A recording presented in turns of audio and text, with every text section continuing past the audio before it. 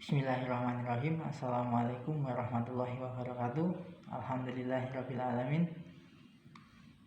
Hari ini kita dapat berjumpa kembali, ya, masih bersama saya Iksan Tauhil Umuri, NIM 211F10456. Di video kali ini yang akan saya bahas adalah materi UAS anak tunalaras. Seperti halnya yang di kemarin sudah saya bahas di materi UTS kemarin, saya sudah bahas tentang apa kemarin ya, dampak ya, tunalaras. Sekarang penanganan. Jadi setelah dampak-dampaknya seperti yang kemarin sudah tak bahas, sekarang bagaimana cara kita itu menangani anak tunalaras. Jadi materi yang akan saya bahas pada kali ini adalah penanganan anak tunalaras, ya, di lingkungan, di sekitar kita, dari pendidikan, dari itu pokoknya dari orang tua. Itu yang akan saya bahas. Sebentar, tak ambil bukunya dulu ya.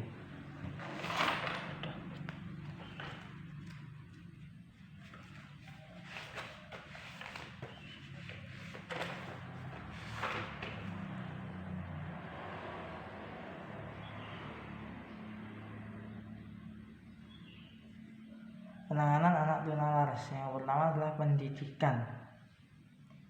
Nah, pendidikan nanti kalau anak tunalaras itu bisa ditangani dengan pendidikan inklusif atau sekolah umum yang menerima, yang notabene adalah sekolah inklusif.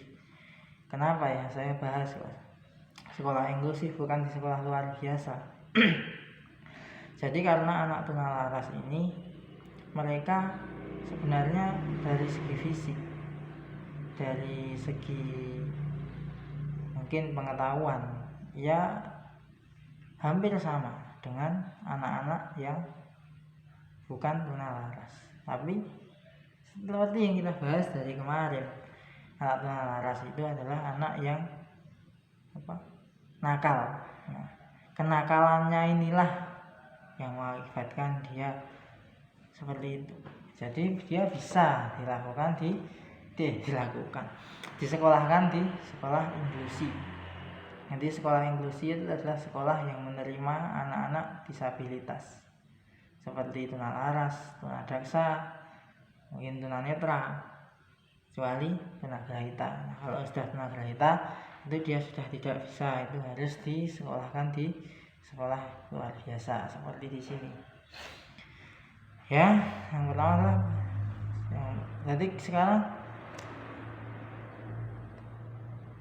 keistimewaan dari sekolah inklusif. Jadi sekolah inklusif itu yang pertama adalah tidak berpihak pada homogen siswa. Jadi dia tidak berpihak pada homogen siswa ini adalah sekolah inklusif itu tidak membeda-bedakan. Ini misalnya ini dari tunalaras, dari apapun, nah itu mereka disamakan. Jadi sama. Dan anak tunalaras tidak akan sekolah inklusif itu tidak akan mengeluarkan siswa yang nakal, itu tidak akan. Karena apa? Itu sudah menjadi tantangan mereka. Itu sudah menjadi, ya itu bukan masalah, itu harus masalah yang dia tangani, bukan kok itu anak nakal itu dikeluarkan, bukan. Jadi mereka tidak pernah memihak dari siswa manapun, dari latar belakang apapun, ya dari tuna apapun, itu disamakan seperti anak-anak yang bukan disabilitas. Selanjutnya yang kedua, menghapus aspek negatif labeling. Nah, ini menghapus aspek negatif labeling ini adalah anak yang menderita tuna, yang disabilitas, itu di sana tidak akan dibully. Istilah Jawanya dilolok nih, itu tidak akan. Jadi kalau di sini, kalau di teman-teman mungkin dulu pernah di sekolah umum dan dibully oleh teman-temannya, nah itu kalau di sekolah inklusif tidak akan terjadi. Jadi tidak akan pernah terjadi yang sedemikian. Itulah keistimewaan dari sekolah inklusif. Jadi semua siswa ya, kalau biasanya kalau di sekolah yang tidak sekolah inklusif mungkin anak-anak kecil itu yang kuat atau kan mengejek-ngejek yang lemah, seperti itu. Yang ketiga, sekolah inklusif selalu melakukan check intern. Nah ini selalu melakukan check intern ini bukan dari sekolah saja, bukan dari orang tua, dari psikolog. Dari psikolog yang mengecek pada anak.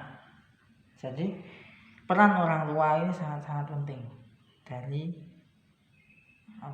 pengasuhan. Peran orang tua ini sangat penting karena apa? Karena anak itu di sekolah dan di rumah itu banyak di rumahnya.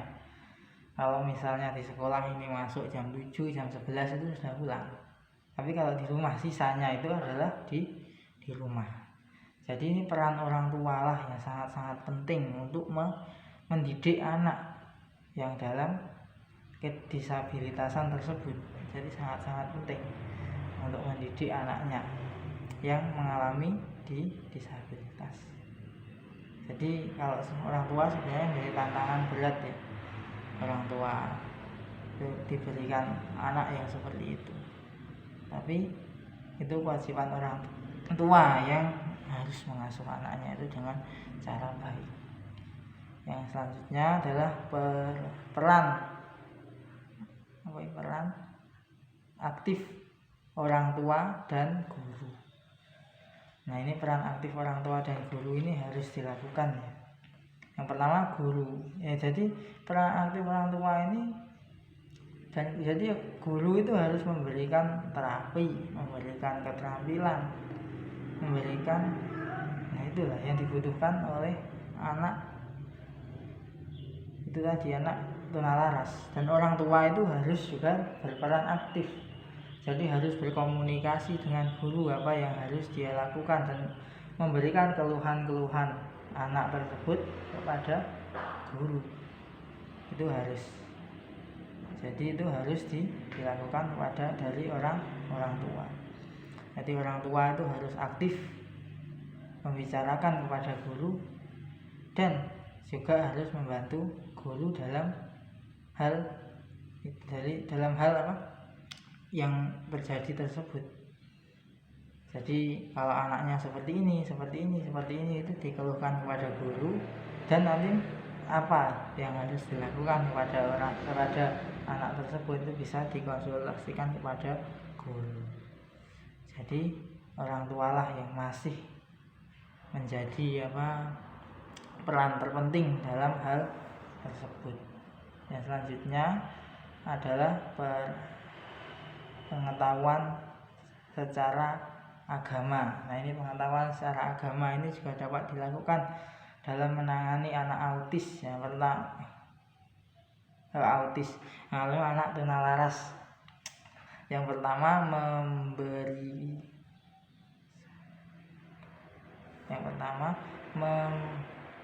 membiasakan sopan santun. Nah, sopan santun ini membiasakan kita kalau berbicara kepada orang yang lebih tua, kita berbicara kepada guru, kita berbicara kepada ini, membiasakan sopan santun. Nah, ini penting. Ini bukan hanya dari anak tunalaras pun, dari anak-anak yang normal pun juga harus seperti itu, harus bisa berbicara sopan ya kepada, kalau dalam bahasa Jawa itu nek nganggo karo wong tua kudu basa. Itu. Jadi itu yang dari yang pertama, dari pengetahuan agama ya. Selanjutnya kedua, pembiasaan perilaku yang baik. Nah, pembiasaan perilaku yang baik ini penting juga. Tidak boleh berbohong, ya, tidak boleh berbohong. Terus tidak boleh mencuri, tidak boleh apa lagi ya dari perilaku ya, bohong, mencuri, terus biasanya itu salaman untuk kepada guru. Nah, itu akan mengurangi kenakalan dia. Jadi dia malah akan menjadi orang yang baik.